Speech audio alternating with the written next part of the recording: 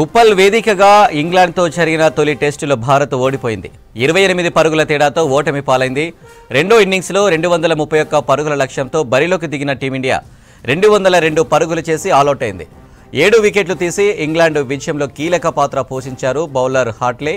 చేజింగ్లో భారత top order, middle order ఘోరంగా fail అయింది. 119 పరుగులకే 7 వికెట్లు కోల్పోయింది. 28 పరుగులు చేసిన అశ్విన్, భరత్ నిలకడగా ఆడడంతో విజయానికి చేరువగా వచ్చింది. తర్వాత టామ్ హాట్లే బౌలింగ్లో ఇద్దరు అవుట్ అయ్యారు.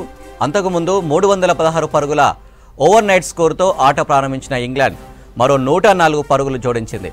196 పరుగులు చేసిన ఓలీ పోప్ కొద్దిలో డబుల్ సెంచరీ మిస్ అయ్యాడు. టామ్ హాట్లే రాణించడంతో 420 పరుగుల భారీ స్కోర్ చేసింది ఇంగ్లాండ్. ఉప్పల్ వేదికగా ఇంగ్లాండ్తో జరిగిన తొలి టెస్టులో భారత్ ఓడిపోయింది.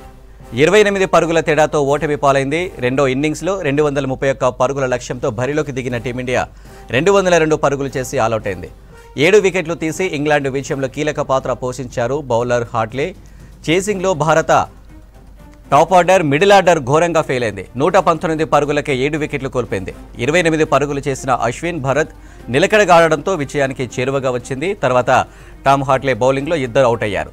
అంతకుముందు 316 పరుగులు ఓవర్ నైట్ స్కోరుతో ఆట ప్రారంభించిన ఇంగ్లాండ్ మరో 104 పరుగులు జోడించింది. 196 పరుగులు చేసిన ఓలీ పోప్ కొద్దిలో డబుల్ సెంచరీ మిస్ అయ్యాడు. టామ్ హాట్లే రాణించడంతో 420 పరుగుల భారీ స్కోర్ చేసింది ఇంగ్లాండ్.